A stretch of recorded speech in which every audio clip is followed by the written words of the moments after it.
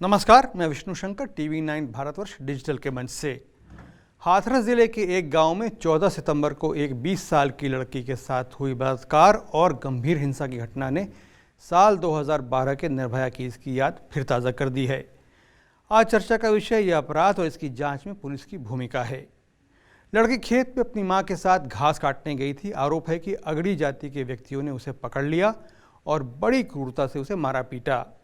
लड़की की spinal cord में बड़ी चोट थी और उसकी जीभ पर गंभीर घाव था। दुपट्टे से उसका गला घोटने की कोशिश भी की गई थी। जब लड़की के परिवार वालों ने शिकायत दर्ज कराई तो पुलिस ने पहले जो रिपोर्ट दर्ज की वो अटेम्प्ट टू मर्डर यानी हत्या के प्रयास की थी।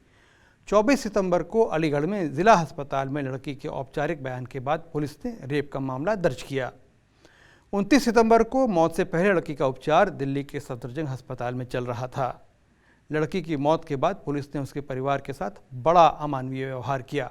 आरोप है कि उसने बिना परिवार की इजाज़त के तड़के सुबह उसकी अंत्येष्टि कर दी। लड़की का परिवार मिन्नत करता रहा कि उसके शरीर को अंतिम बार घर ले जाने दिया जाए, लेकिन पुलिस ने उनकी एक न सुनी। लेकिन जिलाधिकारी और पुलिस दोनों का दावा है कि लड़की का अंतिम संस्कार परिवार वालों की सहमति से हुआ।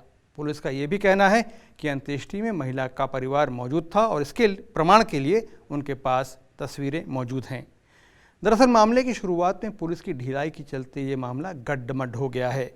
इस मामले में एक सच्चाई ये भी है कि पीड़ित दलित परिवार और अगड़ी जाति के एक परिवार में पुरानी रंजिश है जो साल 2001 से चल रही है। 2015 में दोनों पक्षों में सुलह कराने की कोशिश हुई थी, लेकिन ये सफल नहीं हुई। अब प्रधानमंत्री नरेंद्र मोदी ने अपराध के संबंध में मुख्यमंत्री योगी आदित्यनाथ से बात कर कहा है कि दोषियों के खिलाफ कड़ी कार्रवाई होनी चाहिए। इसके बाद एक SIT का गठन किया गया और उसे 1 हफ्ते के भीतर अपनी रिपोर्ट देने को कहा गया है। मामले की सुनवाई एक फास्ट ट्रैक कोर्ट में होगी।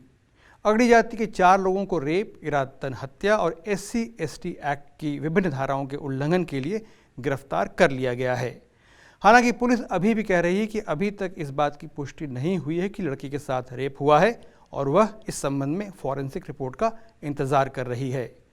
बड़ी तेजी से इस मामले ने राजनीतिक रंग भी ले लिया है। कांग्रेस से राहुल और प्रियंका गांधी, समाजवादी पार्टी से अखिलेश यादव और शिवसेना से संजय राउत सब ने इस घटना के लिए राज्य की सरकार को आड़े हाथों लिया है और राज्य में कानून और व्यवस्था की स्थिति पर चिंता जाहिर की है। इस पूरे मामले में यूपी पुलिस जिस तरह से पेश आई है वह चिंता का विषय है और कई सवाल खड़े करता है। ऐसा क्यों होता है कि किसी अपराध के बारे में शिकायत दर्ज कराने वाला अगर गरीब और दलित हो तो पुलिस पहली बार में उस पर विश्वास नहीं करती है। वह तब तक रिपोर्ट दर्ज नहीं करती है जब तक जुर्म की जांच के लिए दबाव न पड़ने लगे। जब महिला घायल हालत में अस्पताल में भर्ती की गई होगी तब नियम के मुताबिक एक मेडिको लीगल केस तो ज़रूर दर्ज हुआ होगा। अब पुलिस को जवाब देने की ज़रूरत है कि इस MLC के दर्ज होने के बाद उसने क्या किया। नियम तो यह है कि अगर कथित अपराध की कोई घटना रिपोर्ट की जाए तो इसकी जांच ज़रूर होनी चाहिए, लेकिन ऐसा तभी होता है जब शिकायतकर्ता रसूखदार हो। साफ है कि भारत में पुलिस को न सिर्फ कानून और व्यवस्था बनाए रखने की ट्रेनिंग की ज़रूरत है, बल्कि कथित अपराध की शिकायत लेकर आए शिकायतकर्ता से भी मानवीय व्यवहार करने की आवश्यकता है। पीड़ित सताए गए लोगों को संबल देना ही पुलिस की जिम्मेदारी है, क्योंकि इसी से जनता का विश्वास कानून के रखवालों में मजबूत होता है। और अगर पुलिसकर्मी इस जिम्मेदारी में फेल होते हैं तो उनके खिलाफ भी कड़ी से कड़ी कानूनी कार्रवाई होनी चाहिए। यहाँ ये याद दिलाना ज़रूरी है कि देश में महिलाओं के खिलाफ अपराध हर साल बढ़ते जा रहे हैं। NCRB यानी नेशनल क्राइम रिकॉर्ड्स ब्यूरो की ताज़ा रिपोर्ट में कहा गया है कि साल 2019 में भारत में हर दिन रेप के 87 यानी 87 मामले रिकॉर्ड किए गए और साल भर में महिलाओं पर लक्षित कुल 4,05,861 अपराधों की रिपोर्ट दर्ज हुई। यह साल 2018 के मुकाबले 7.3% ज़्यादा है। अपराधों में बढ़त इस बात से भी सिद्ध होती है कि प्रति 1 लाख महिला जनसंख्या पर अपराध का प्रतिशत 2019 में बढ़कर 62.4% हो गया, जबकि 2018 में यह 58.8% प्रति 1 लाख महिलाएं था।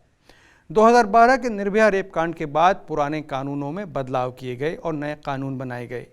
इन कानूनों को अमली जामा पहनाने के लिए एक निर्भया फंड भी बनाया गया, लेकिन इस कोष में पड़े पैसों का सही या व्यापक इस्तेमाल नहीं हो पा रहा है। ये दुर्भाग्यपूर्ण है और केंद्र और राज्य सरकारों को इस विषय में निर्णायक कदम उठाने चाहिए ताकि महिलाओं पर होने वाले अपराधों में कमी आए। सोच समझकर में हमारी कोशिश रहती है कि हम ऐसे विषय उठाएं जो विचार योग्य हों और आपको फूड फॉर थॉट दे सकें। इस उम्मीद के साथ कि आप आगे भी हमारे साथ बने रहेंगे। आज हमारे साथ जुड़ने के लिए आपको धन्यवाद।